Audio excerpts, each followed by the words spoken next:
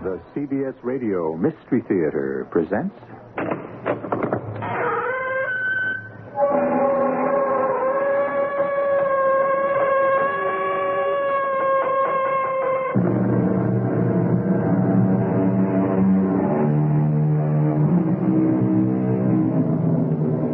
Come in. Welcome. I'm E.G. Marshall with another adventure in the macabre.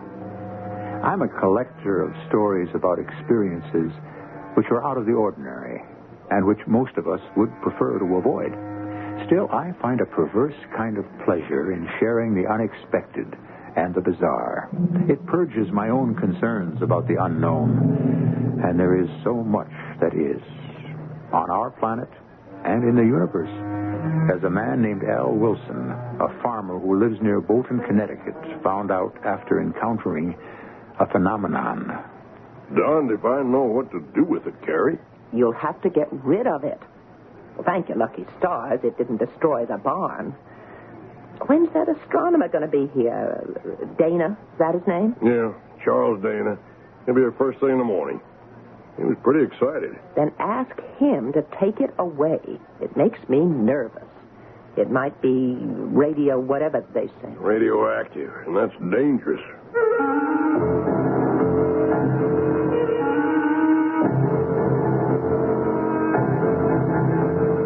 Our mystery drama, The Meteorite, was written especially for the Mystery Theater by Roy Windsor and stars John Beal. It is sponsored in part by Sign-Off, the Sinus Medicines, and General Electric Citizen Band radios. I'll be back shortly with Act One.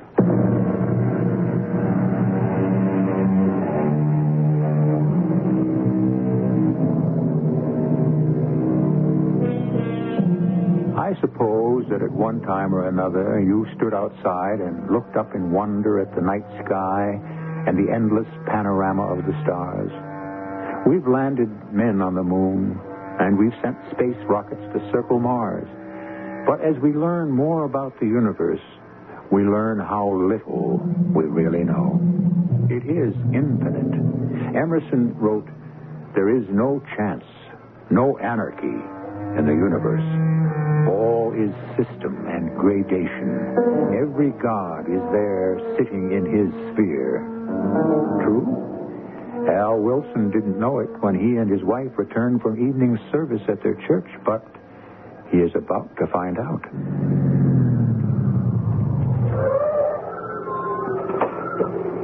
Aren't you going to put the car away, Al? I'll do it later. Garrett mentioned checkers. You're invited over, too. Does Maud know? I suppose so.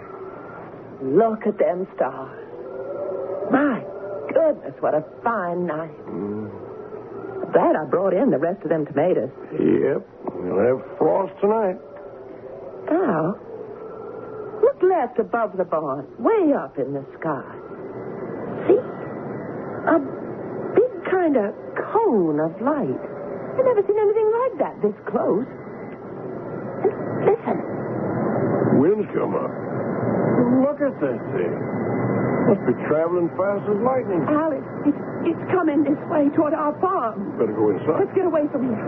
It's headed toward the house. We'll be blown up. Come on. Slanting down over the barn. Can you feel that heat? Never seen anything like this. There goes the barn. Wow. Look.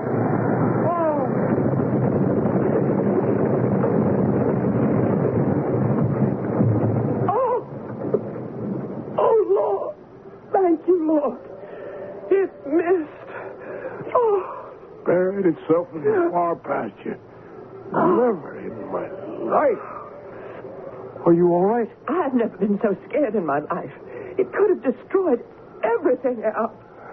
Look out there. Look at that cloud rising from it. Oh, I've got to tell Garrett. We'll take a look at it. No, you won't. I don't want you going near that thing, and Garrett either. How do you know it won't blow up? Just a burned-out chunk of rock, Carrie. But it exploded once it hit the ground. Well, sure, because it was red hot. Now it's cooling off. There's no danger. No, you come into the house. But Garrett will want to know. Telephone him. I won't have either of you prowling around that thing tonight. Well, okay. I guess it can wait a little morning. I'm a little leery of it myself.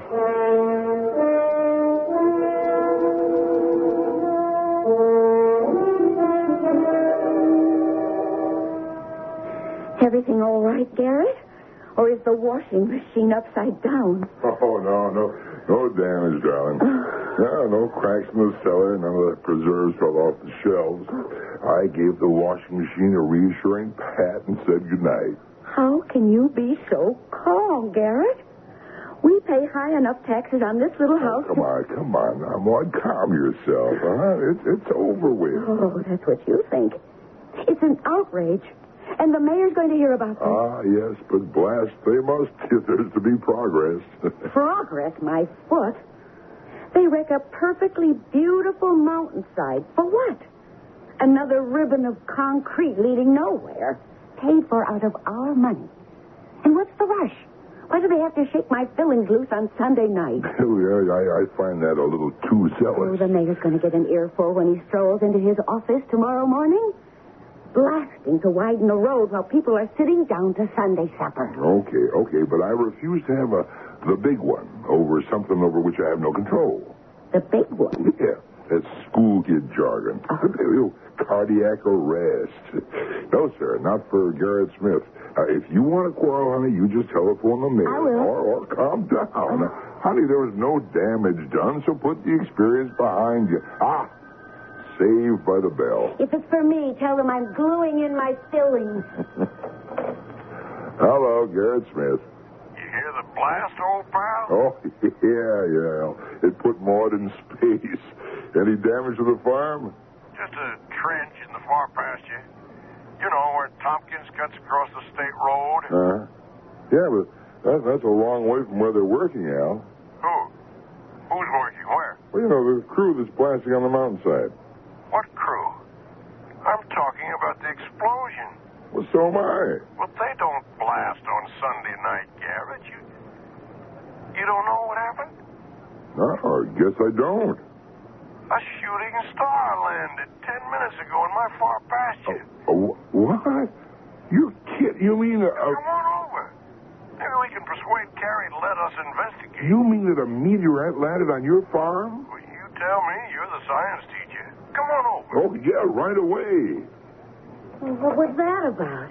A meteorite? Don't blame the state, honey. Don't blame the mayor. Blame a phenomenon. Yeah, that explosion that shook the house, that was not from blasting. A meteorite landed on Al's farm and plowed up half his far pasture.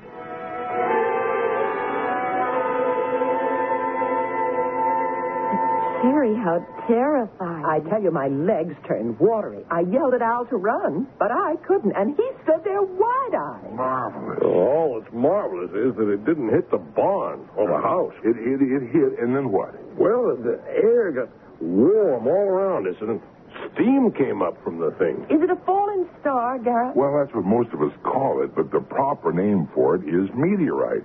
It comes, from outer space. So do lots of funny things. At least some people think so. Yeah, including me. Mm-hmm. Yeah, no, really, I'm serious. Now, flying saucers, for instance, they are fact.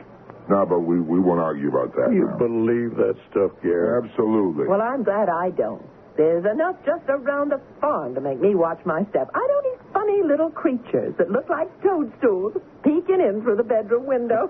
Just what is one of these meteorites? Well, it's burned out rock.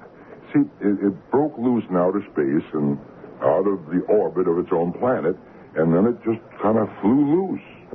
See, once in a while, the gravity of Earth pulls down fragments, and they land here and there. Now, most of them burn out in the sky. They look like, streaks of light. On fire from friction. Yeah, exactly. So the chances of one reaching Earth are very small. Well, we've got one. And it's no rock. It's a big, long thing. Looked in the sky like a missile, like a torpedo. Huh. Incredible. I mean it. I don't know too much about meteorites, but I know who does. Professor Charles Dana at the State University. I studied under him. Hal, you know what you ought to do?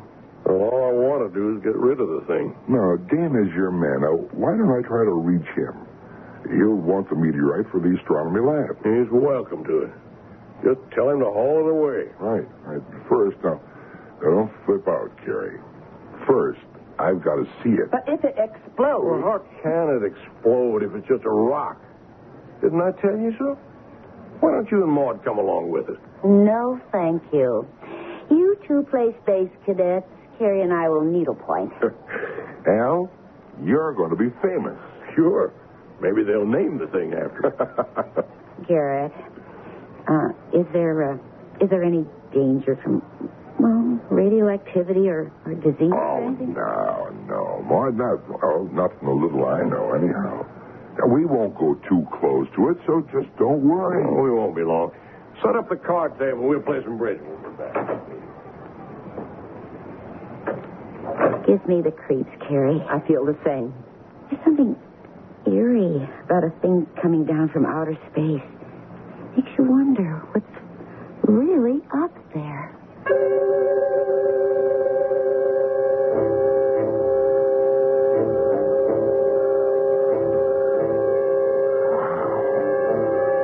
Is incredible, Al. Yeah. I wonder where it came from. And the size of it must be 12 feet long. Yeah. Oh, boy, it sure plowed up some trench there, eh? Yeah, the outside looks like slag. That's what it is. Who knows where it came from? Your guess is as good as mine, and I teach science. I want to tell you, Al, it's beyond me. I can't explain why more of it wasn't burned up on its passage through our atmosphere. It was red hot. You should have seen the glow.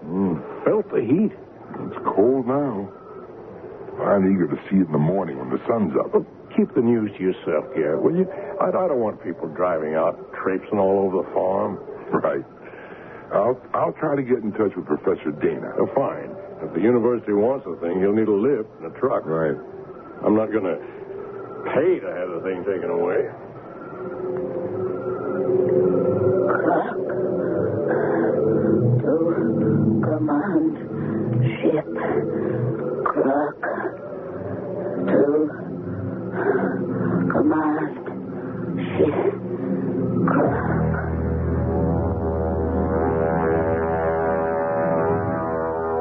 Open the window a little more, Al. It's warm in here. Or get rid of this top blanket. What? Warm? Oh. Well, why'd you wake me up out of a sound sleep? Open the window. It is open.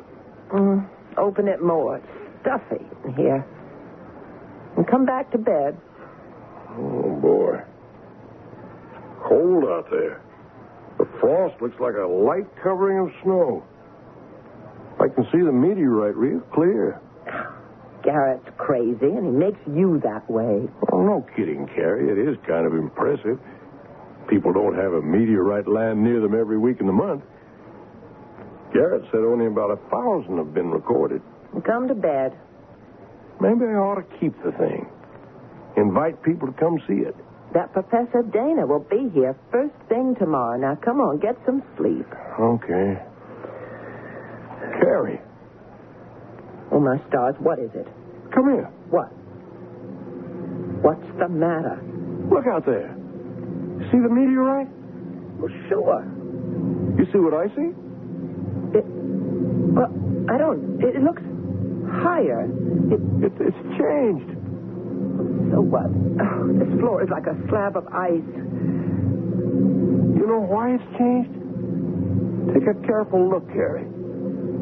Oh, good Lord. You see it? Yes, I do. What does it mean? I don't know. But it's opened up.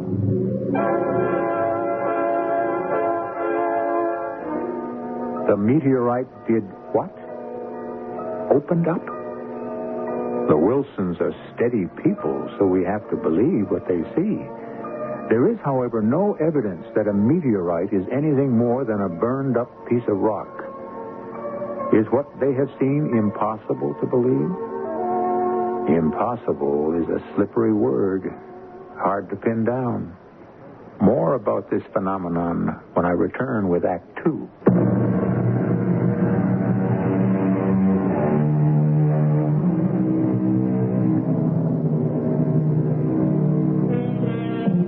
I began, you may remember, by saying that I'd share with you the bizarre, the unexpected.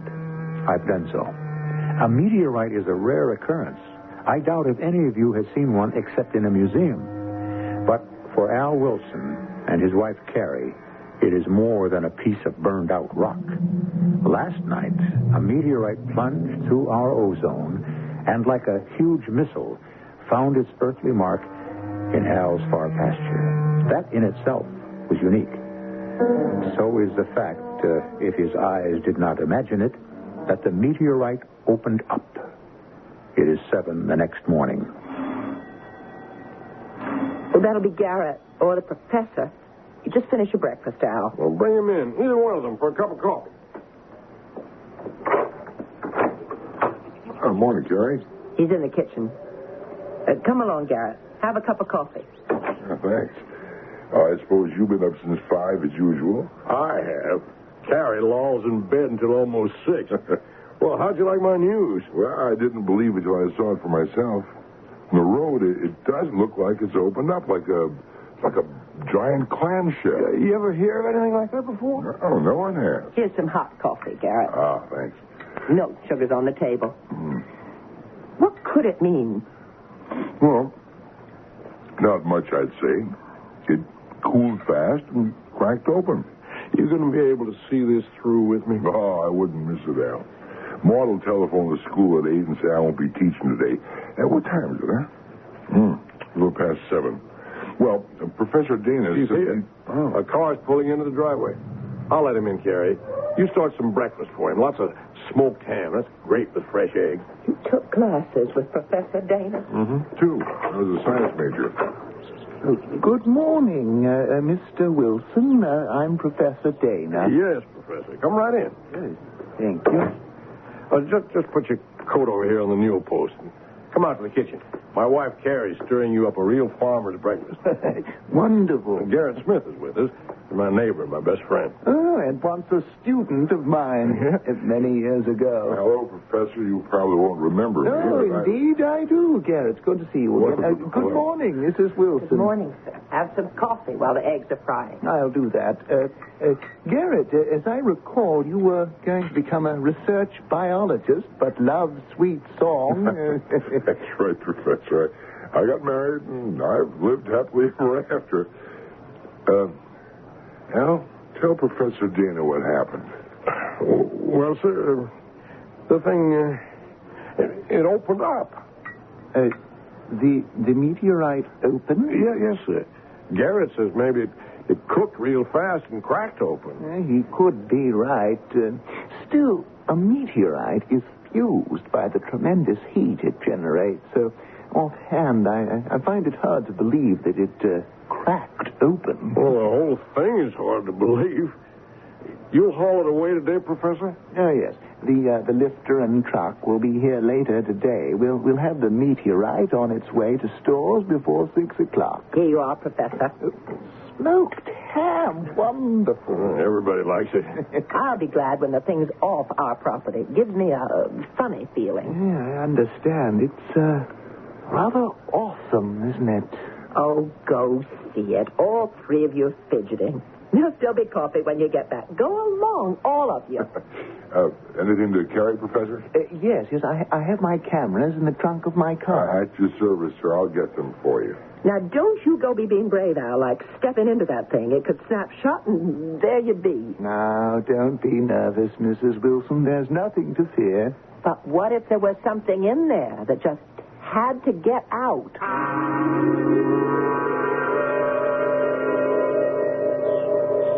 What? You say it's not a meteorite, Professor? It's something much more important. It's a space capsule. I don't get it. Neither do I. But look inside. You see the struts and the pane of glass? Yeah. A space capsule, but from where? Let's take a look inside. Give me the camera with the strobe light, Garrett, please. Yes, sir. Al, this is a nightmare. You suppose some lunatic was experimenting with some kind of missile? That this thing was shot from somewhere and wobbled around and then just came down here? I don't know. Good Lord. There's something in there. Shine the flashlight into the interior, Garrett. I see it. Al, take a look. What? It's some kind of man. About the size of a 6-year-old boy. But with an old face. And elongated ears. It's a man from space. You think he's dangerous, Professor? He's dead or unconscious. Well, if he's alive and hurt, we got to get him out. Garrett, go tell Carrie. The professor and me'll get him out. Okay, wait till she hears about this. Looks safe enough. What opened up was an escape hatch covered with slag. I'll lower myself. Hold up the hatch, will you? Right. It's sure cramped in here. Come on, shit. Hey, he's alive. Come on, pal. We'll get you out of here. Lift out his head first. Oh, he's real light. I've got him. And here I come. A miniature man. What a discovery.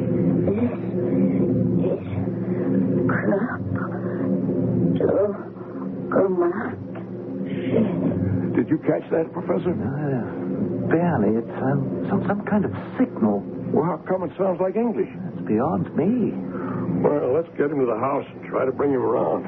Look. He's opening his eyes. I destroy you. I understood that all right. Take it easy, pal. We want to help you. Destroy. Right now, what you need some warm food and a bed. You get well. Then you do what you please. Command ship comes for me. He could be dangerous, Mr. Wilson. Well, what do you want me to do? Shove him back into his capsule? The little man's hurt. Yes, I see. Well, let's carry him to the house. I hope we're doing the right thing. We are, Professor.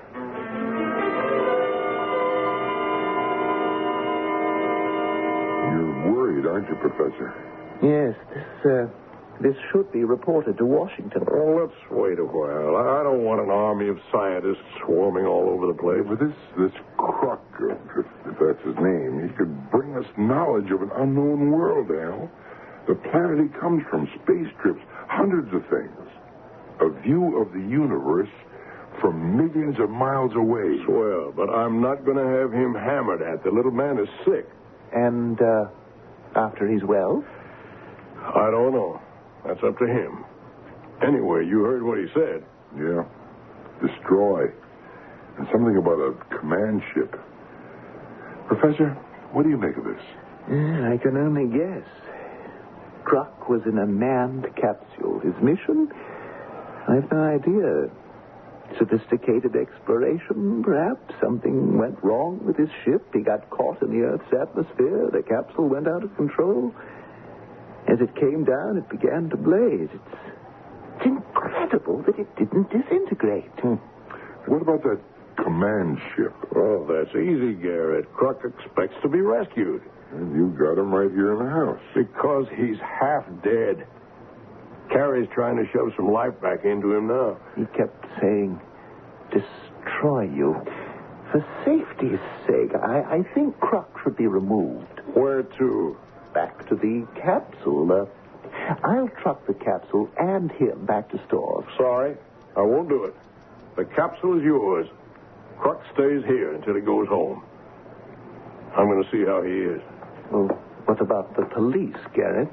Well, it's a small force, Professor. Not much protection against whatever you're thinking. I sympathize with Mr. Wilson's feelings. He's a decent man, but he doesn't realize the scope of this discovery.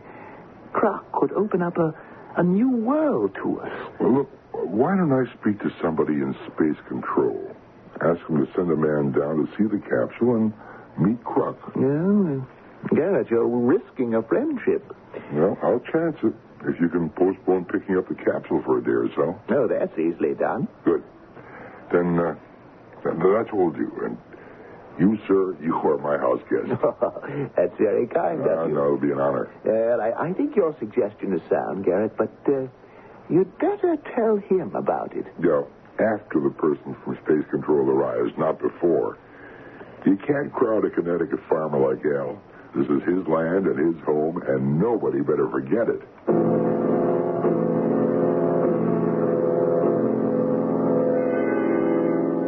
He sure looks better, Carrie. He's a nice little man. Like the hot bouillon. Didn't you, Mr. Kruk? Yes, it was very good. You still out to destroy me? I do not know. Humans are enemies of my people. They are. We don't even know who your people are. When we fly here and land, you fired guns at us. We found Earth, and we have come here out of curiosity. But you drive us away. Now we will destroy you. He won't tell me where he's from, Al. I asked him. No, I will not tell. How come you speak English, Kruk? We know all languages. Our minds are as advanced as our weapons. Then use that great mind of yours. You'll understand we don't mean you harm. I thought you would kill me. Well, now you know different. I will leave you in peace. I do not understand why you have been kind. Well, you were hurt. That's only decent. You said, Kruk, you'd leave us in peace. Yes. The command ship will take me and the capsule away. Well, you maybe, Kruk, but the capsule goes to the state university. No. If you try to remove the capsule, there will be destruction. The truck, the men, the capsule will be destroyed, turned to ashes. Well, I don't know what to do. I gave my word. Heed what I say. Do not risk destruction. I will return to the site and await the command ship. You'll do nothing of the sort. It's cold out there. Cold and heat do not affect me. You'd better speak to the professor, Al. Yeah. You stay here while I do. Hi, Professor. Hey, hello there, Mr. Wilson. How's our little man from space? Well, he's giving me a problem. Kruk warned me that if we remove the capsule, all hell's going to break loose. The truck and the men will be destroyed. We don't really know what we're dealing with, Mr. Wilson. Well, that's why I'd go along with Kruk. I know that means calling off the truck, but... Well, there's been a delay there anyway. Oh? Where's Garrett? Did he go home? Yes. I'm spending the night with him. Oh. Well, if you'll excuse me, Professor, I have to get out to the barn. Milking time. 1 minute, Mr. Wilson. Yes? Well, I'm afraid I've acted deceitfully. You're a very decent man. Garrett thought that... No. Let me take the blame. For what? Someone from our National Space Center will be here sometime tomorrow. I don't like that, Professor. I know you don't. I said I wouldn't allow Kruk to become a part of no freak show. No, he won't be, I assure you. Reporters, cameramen. Nothing like that. I've told you the truth. And I've told Kruk that we're his friends, not his enemies. Mr. Wilson, the enormity of this discovery... Oh, you've done something. We're stuck with it. Okay. Let the man come. But understand this. I don't care if the man's the president. He tries any rough stuff with Kruk, and I'll kick him out. And that goes for Garrett and for you, too, Professor. Yes. I can't tell you how Kruk will feel. I think he trusts us. I'll tell him about this guy you're bringing in, but I can't be responsible for what Kruk might do. Of course not. Well, you just say that. I believe the little man knows what he's talking about. If he says you go up in smoke, then that's what's going to happen.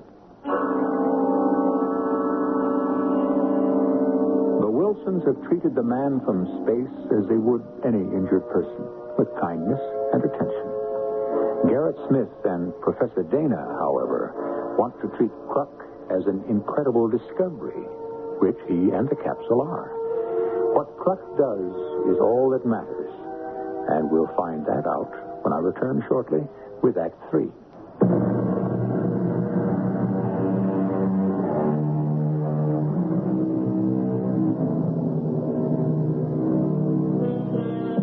When our minds turn to the universe, we fantasize and give up. Reports of flying objects make news, but no one takes these science fiction occurrences too seriously. So it was with the Wilsons, until accidentally they had a visitor from outer space, a small man-like creature named Kruk. Thank you for telling me, Mr. Wilson. Oh, it won't be so bad, Kruk. The guy just wants to ask you some questions. And the man will arrive? In the afternoon, I'd say. The truck's supposed to arrive later. Why did your friends not have the truck arrive today? Guess they took you seriously. I told them what you said, that the truck would be destroyed. That will happen. You know that? Yes. I have given you the warning. It is arranged. Your men will try to remove the capsule, and the ray will reduce the truck to ashes. But not if they don't touch it. They will. Yeah, I believe what you're saying, Kruk. I have been in touch with the Space Command. The ship is on its way. How do you know that? I returned to the capsule and sent my message.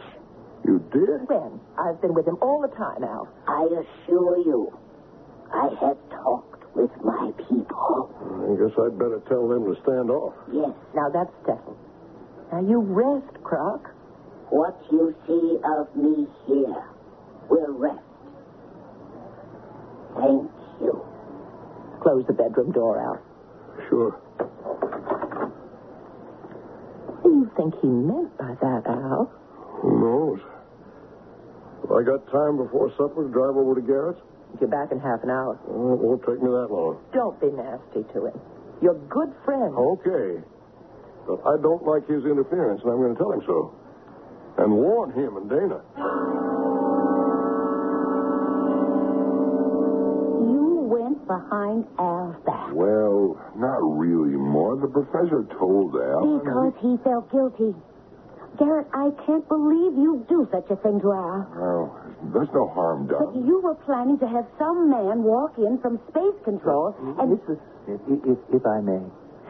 Garrett and I have genuine respect for Mr. Wilson's humanitarian feelings about the little creature from space, but he does not appreciate what a monumental discovery this The is. space capsule could advance our flight technology by light years. I mean it, darling. We have to have this knowledge. We owe it to our country, and Al says we're supposed to do nothing about it. He also says that if you interfere, Kruk's people would kill you. Oh, you know, it's lucky all of you aren't dead now. I'll bet you would be if Carrie hadn't nursed this creature back to life. It would be a shame if we don't learn all we can from this incredible event. Well, what do we do, Professor? Warn the man from Space Command. Possibly we can control his eagerness. Garrett, I believe Al. If he makes one pass at Kruk, so long. The little creature's defenseless. He's so small, you get stuffed him in a suitcase. Hardly. And you say he's defenseless? How do you know? I can see. But what you won't see is that Kruk is a highly advanced form of life, way beyond us. And because you can't see how he could defend himself, you think he's helpless. Oh, don't count on what you think. You don't know.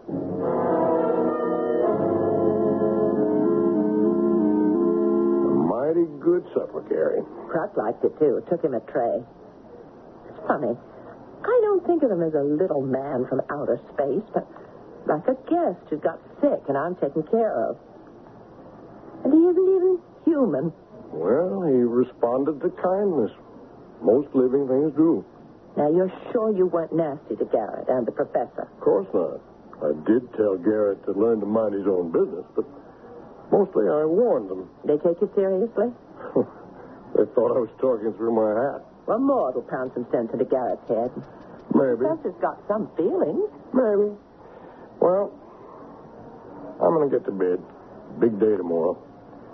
I sure hope that man from Space Control has some sense. Well, he's only one man. Kruk said he'd talk to him and then leave. That's going to be some sight.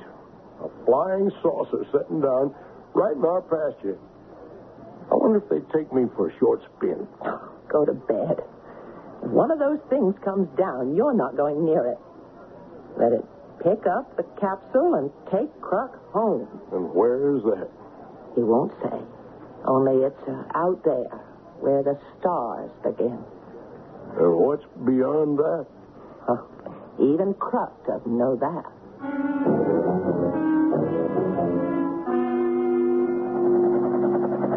There she is, Professor. Right on time. It's just after 5. Oh, that's some big helicopter. Oh, the pilot sees us. Yeah, it's almost down. Come on. Hello? Hello there. Hello. Hi, I'm Garrett Smith. Oh, how are you?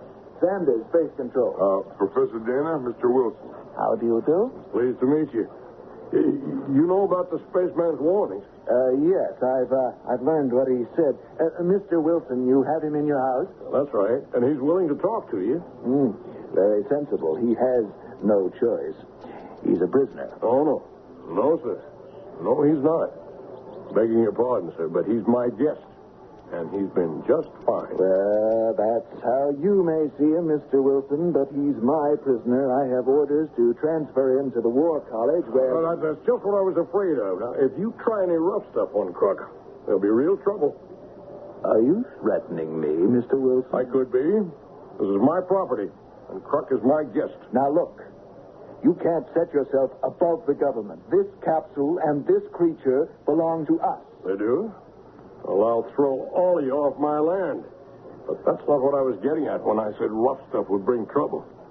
You're playing with something from outer space, Sanders. I'm here to take possession of a space capsule and something that resembles a man. I mean to carry out my assignment. Well, all the luck in the world for you. Kruk said he'd talk to you. Maybe he can pound some sense into your thick skull. Now, see here. No, you see here. You watch your step with me. And you walk very carefully with my little friend Kruk.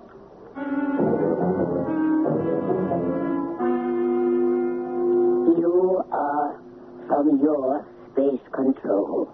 Yes, who are you? I am called Kruk. I am from a distant planet. Its name is of no importance. It is to me. That may be. How did you reach Earth? In my capsule. Mm-hmm. What was your mission? I am an explorer. Who are your people? They are like me. Yes. You have conquered space travel. We have explorers everywhere. Why did you come to Earth? I did not intend to. I went off course. Your capsule caught fire and landed here. That is right. Come with me. You are making a grave mistake. I am obeying orders. You understand that? I understand orders. But I do not obey yours. Mm-hmm. This is a gun. If you resist, I'm instructed to immobilize you. Mr. Sanders, Stay out of this. Now get up, Kruk, and walk out. I warned Mr. Wilson. I don't believe in magic, spaceman. That is your weapon. That metal gun. Yes. And if you don't obey, I'll use it. Oh! He fused the gun. It's just a lump of metal. Can you use it now? Mr. Sanders, leave well enough alone. I don't know what Kruk did, but... Each one, like me, possesses a powerful ray. More powerful than your strongest current. I can call it up from within me whenever I choose. Then I can point a finger and destroy. Come on, Mr. Sanders. I'm convinced. And you saved his life, Wilson. You gave refuge to an enemy of our country. I will have you charged with treason. I do not think so. Mr. and Mrs. Wilson have treated me like a visitor. I will not forget. Neither will my commander. Do not threaten the Wilsons. We have come to Earth many times on friendly missions. We could come with total destruction. I'll ask you to leave, Mr. Sanders. And do not try to remove the capsule. I'll walk you back to your helicopter, Mr. Sanders. Oh. Your miraculous crock. No. Just more advanced in scientific technology. Humans one day will discover what we already know. But how about that deadly ray of yours? In your seas, you have deadly eels. On land, you have venomous snakes. My people are small, but strong, because we possess the ray. In fighters, it is highly developed.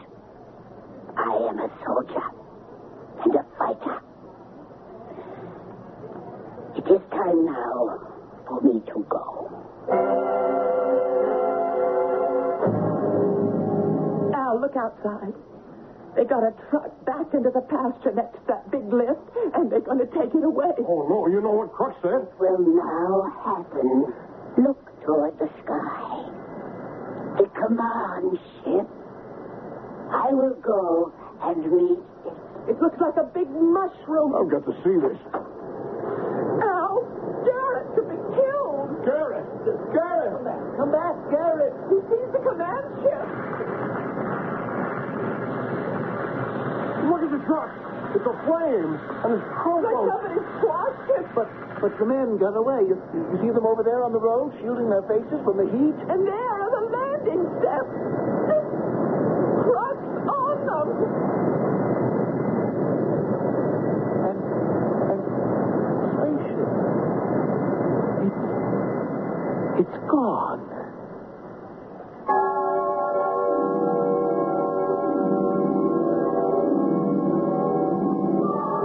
I can tell you that along with the lifter and the truck, the space capsule was turned to ashes.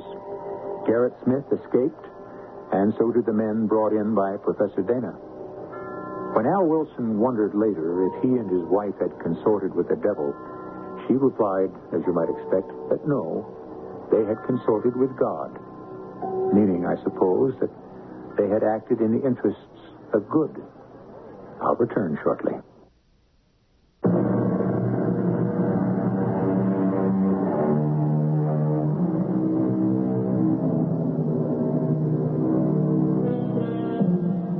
Maybe our real worlds are those we explore in our nightmares.